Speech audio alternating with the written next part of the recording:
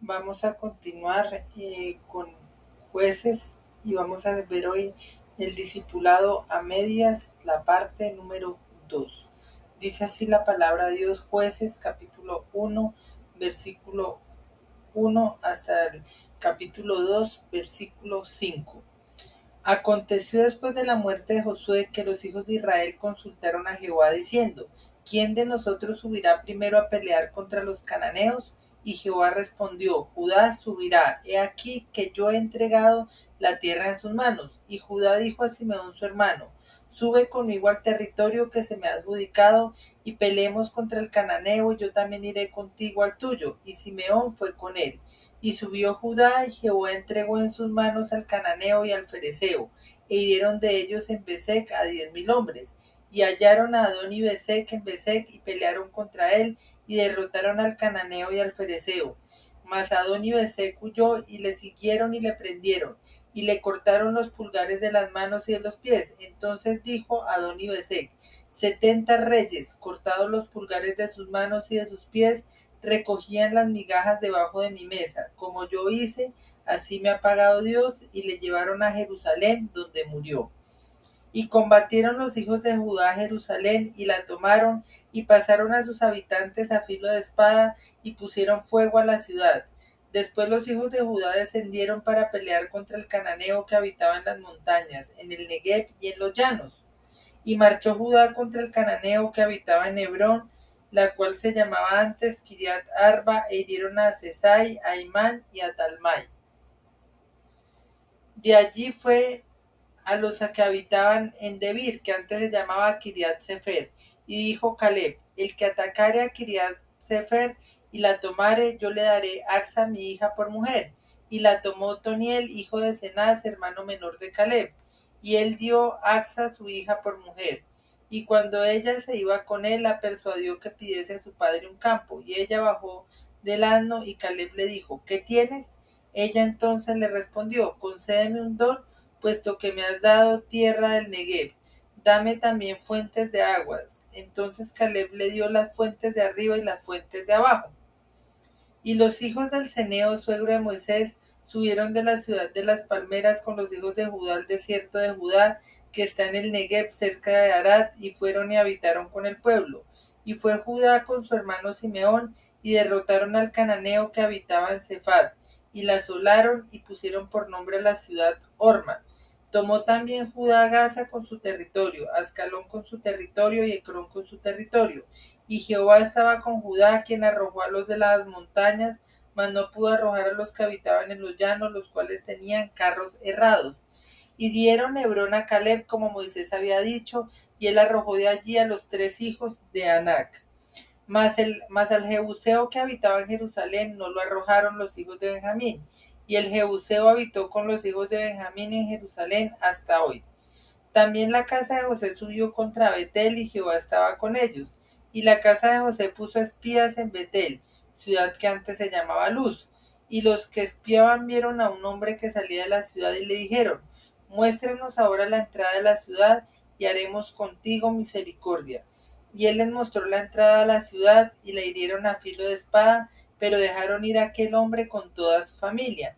Y se fue el hombre a la tierra de los Eteos, y edificó una ciudad a la cual llamó Luz, y este es su nombre hasta hoy. Tampoco Manasés arrojó a los de Betseán, ni a los de sus aldeas, ni a los de Tanac y sus aldeas, ni a los de Dor y sus aldeas, ni a los habitantes de Bileam y sus aldeas, ni a los que habitan en Megiddo y en sus aldeas. Y el cananeo persistía en habitar en aquella tierra. Pero cuando Israel se sintió fuerte, hizo al cananeo tributario, mas no lo arrojó. Tampoco Efraín arrojó al cananeo que habitaba en Geser, sino que habitó el cananeo en medio de ellos en Geser. Tampoco Zabulón arrojó a los que habitaban en Quitrón, ni a los que habitaban en Naalal, sino que el cananeo habitó en medio de él y le fue tributario. Tampoco Aser arrojó a los que habitaban en Aco, ni a los que habitaban en Sidón, en Alab, en Axib, en Elba, en Afec y en Rehob. Y moró Aser entre los cananeos que habitaban en la tierra, pues no los arrojó. Tampoco Neftalí arrojó a los que habitaban en Bet-Semes, ni a los que habitaban en Bet-Anat, sino que moró entre los cananeos que habitaban en la tierra. mas le fueron tributarios los moradores de Bet-Semes y los moradores de Bet-Anat. Los amorreos acosaron a los hijos de Dan hasta el monte y no los dejaron descender a los llanos. Y el amorreo persistió en habitar en el monte de Eres, en Ajalón, en Salbim, pero cuando la casa de José cobró fuerzas, lo hizo tributario, y el límite del amorreo fue desde la subida de Acrabín, desde Sela hacia arriba. El ángel de Jehová subió de Gilgal a Boquim y dijo: Yo os saqué de Egipto y os introduje en la tierra de la cual había jurado a vuestros padres, diciendo: No invalidaré jamás mi pacto con vosotros, con tal que vosotros no hagáis pacto con los moradores de esta tierra, en cuyos altares habéis de derribar, mas vosotros no habéis atendido a mi voz. ¿Por qué habéis hecho esto?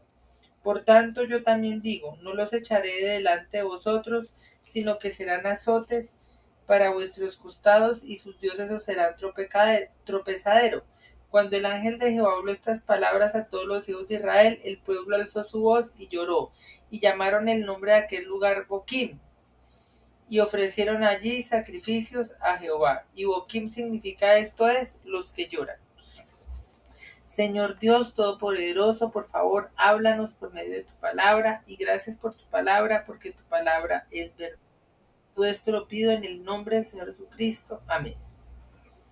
Entonces, hoy vamos a seguir viendo un discipulado a medias, segunda parte. Dios habla.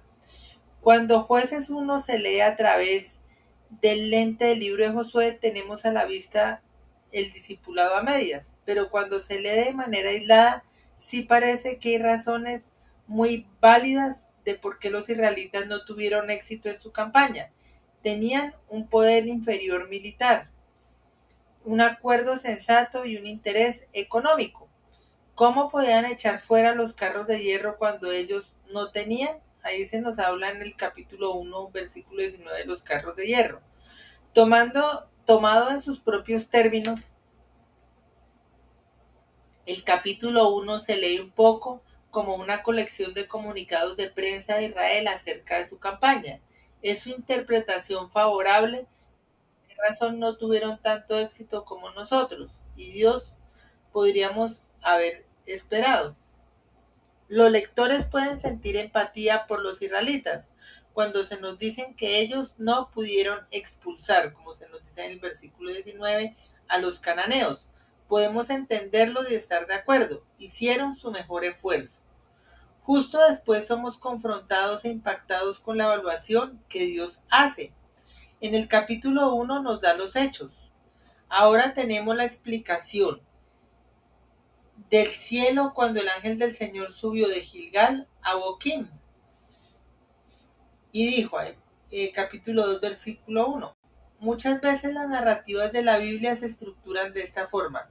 Al comienzo de la vida de Jesús, después de los escasos detalles del nacimiento en Belén, le sigue la explicación del ángel de su significado.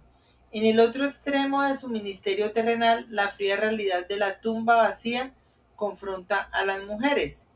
Y después, dos mensajeros celestiales les explican lo que sus ojos están viendo. La tumba está vacía porque ha resucitado, no está aquí. Es importante la ruta que el ángel toma. ¿Por qué subió de Gilgal, una ciudad al oeste del río Jordán, cerca de la ciudad de Jericó, como se nos dice en Jueces 2.1? Seguro que el ángel del Señor no vive en Gilgal. ¿Por qué la referencia? Porque en Gilgal, en Josué 5, que el pueblo hizo un pacto con Dios donde él dijo, hoy he hecho rodar sobre ustedes el oprobio de Egipto. Josué 5.9. Gilgal quiere decir rodar. Este fue el lugar donde Dios había perdonado su pecado y los había vinculado a él como su pueblo. Y había entrado en una relación con ellos por gracia, motivado por su propia bondad amorosa. Solo por eso. Así que cuando el ángel sube de Gilgal es un recordatorio para los israelitas de que son salvos por gracia. Es un recordatorio de, como lo dice el ángel en Jueces 2.1, el Señor es un Dios que rescata, cumple su promesa y Él es fiel. Me han desobedecido.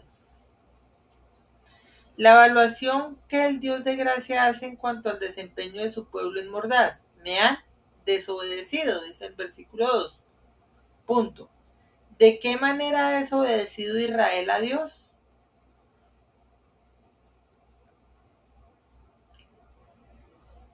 ¿Y por qué? Por lo que han hecho. Hicieron un pacto con la gente de esta tierra, a pesar de que se les había dicho que no lo hicieran. Y por lo que ellos no han hecho, han fracasado en derribar sus altares, como se dice en el versículo 2. Este es el objetivo de la campaña. Esta campaña militar no es una limpieza étnica. A Rahab, la prostituta cananea, se le permitió quedarse, como se nos dice en Josué capítulo 2 versículos 17 al 20 y en el capítulo 6 versículo 25. Los kenitas se establecieron con Judá, como vemos en Jueces 1:16. Y la campaña no es una conquista imperialista, ya que a nadie se le permite saquear o tomar esclavos. El propósito es limpiar a Canaán de los ídolos para que Israel pueda vivir en fidelidad al pacto con el Señor. Al dejar que los cananeos sigan viviendo en el territorio o al hacer pactos con ellos por la razón que sea, el resultado final es que están adorando a los ídolos en medio de los israelitas. La enseñanza básica es que Dios quiere el señorío sobre cada área de nuestras vidas, no solo sobre algunas de ellas. Dios quería que Israel limpiara todo Canaán para que su pueblo no terminara viviendo con los ídolos y a la vez con él. Que no lo hicieran revela que aunque ellos no habían rechazado por completo a Dios, tampoco lo habían aceptado por completo. Este discipulado y compromiso a medias se muestra a lo largo de Jueces como un componente inestable. No puede durar. Al fin de cuentas, o le damos a Dios toda nuestra vida en obediencia agradecida y amorosa, o no le damos nada. La obediencia parcial, como veremos, tiende hacia la no obediencia. No pueden o no quieren. En el capítulo 1, versículo 19, leemos que los israelitas no pudieron. Jueces 2.2 es una contradicción contundente de esta afirmación. En esencia, los israelitas dijeron, no pudimos, y Dios aquí contesta, no quisieron. Vale la pena que nos preguntemos, ¿dónde estoy diciendo no puedo, pero Dios está diciendo no quieres? El fracaso de Israel en obedecer se basó en lo que ellos vieron como buenas razones. Dios dijo que eran excusas endebles. ¿Por qué? Porque Dios es fiel y no permitirá que ustedes sean tentados más allá de lo que pueden aguantar, como se dice en 1 Corintios 10:13. Dios nunca nos pondrá en una situación donde no lo podamos obedecer. Nunca existe un verdadero momento de no puedo. Así que estos versículos son muy inquisitivos y desafiantes para ponerlos en práctica.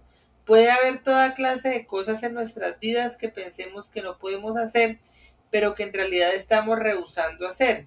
Gran parte del libro de Jueces muestra cómo Dios es fiel con nosotros a pesar de nuestra desobediencia. Esto es reconfortante. Pero Jueces también nos muestra que Dios, en su gracia, insistirá en quitarnos el engaño que tenemos acerca de nuestros motivos y acciones.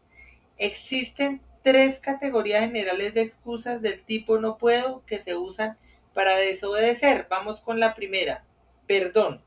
No puedo perdonar esto, no puedo perdonar esto o no puedo perdonarlo a él o a ella. Pero Dios ordena el perdón. Veamos un momento Mateo 18:35. Mateo capítulo 18, versículo 35. Dice así la palabra del Señor en Mateo 18:35. Así también mi Padre Celestial hará con vosotros si no perdonáis de todo corazón cada uno a su hermano sus ofensas. Así que podemos de hecho decidir desechar la ira y suavizar nuestros corazones con el conocimiento del Evangelio de la Gracia. Debemos actuar como si el mal no hubiera sucedido, como si no nos hubieran hecho nada. Cuando decimos que no podemos, realmente estamos diciendo que no lo haremos, que queremos estar firmes en nuestra ira, nuestra amargura, nuestro derecho a desquitarnos bajo la excusa de que somos incapaces. Segundo, difícil decir la verdad. Es que no puedo decirle la verdad. Lo devastaría o me devastaría. Dios nos dice que debemos decir la verdad con amor. Muchas veces estamos excusando la cobardía bajo el no puedo. Lo que realmente queremos decir es, si le digo eso, es posible que ya no le caiga bien. Eso me humillaría. Él se molestaría. No voy a correr el riesgo. Mejor desobedezco. Veamos unos versículos. Efesios capítulo 4, versículo 15. Efesios 4:15. Dice así: sino que siguiendo la verdad en amor, crezcamos en todo en aquel que es la cabeza, esto es Cristo. Y veamos el versículo 25. Por lo cual, desechando la mentira, hablad verdad cada uno con su prójimo, porque somos miembros los unos de los otros. Entonces, vamos a seguir viendo estas excusas. Y la tercera excusa es la tentación. No puedo resistir a hacer esto aunque sé que está mal. No puedo resistir esto aunque sé que está mal. Aquí debemos tener cuidado porque el pecado tiene un poder adictivo. Es cierto que podemos no ser capaces de dejar de hacer algo por nosotros mismos a través de la pura fuerza de voluntad, pero podemos conseguir ayuda, admitir nuestro problema, humillarnos, clamar a Dios por misericordia y transformación y volvernos responsables. Dios siempre nos da una salida. Veamos un momento, Primera de Corintios 10:13. Primera de Corintios 10:13 dice: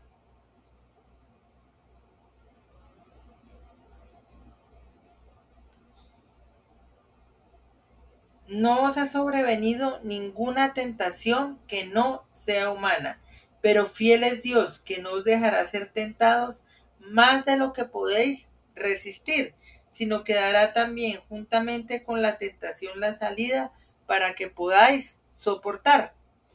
Ningún pensamiento o acción es inevitable o irresistible. Si no lo hacemos, lo más probable es que simplemente seguiremos pecando de esa manera, poniendo como excusa nuestra incapacidad de hacer otra cosa. ¿Cómo tratamos nuestro no lo haré? Dios ve que cualquier fracaso en obedecer es un fracaso en recordar. Dios es el que rescata. Yo los saqué a ustedes de Egipto, como les dijo ahí al pueblo de Israel en Jueces 2:1. Y Dios es el Dios que permanece fiel. Nunca quebrantaré mi pacto con ustedes. La raíz de nuestra desobediencia es, en esencia, dejar de recordar quién es Él. Y lo opuesto es verdad. Mientras recordemos quién es Él, lo serviremos de manera incondicional, radical y gozosa.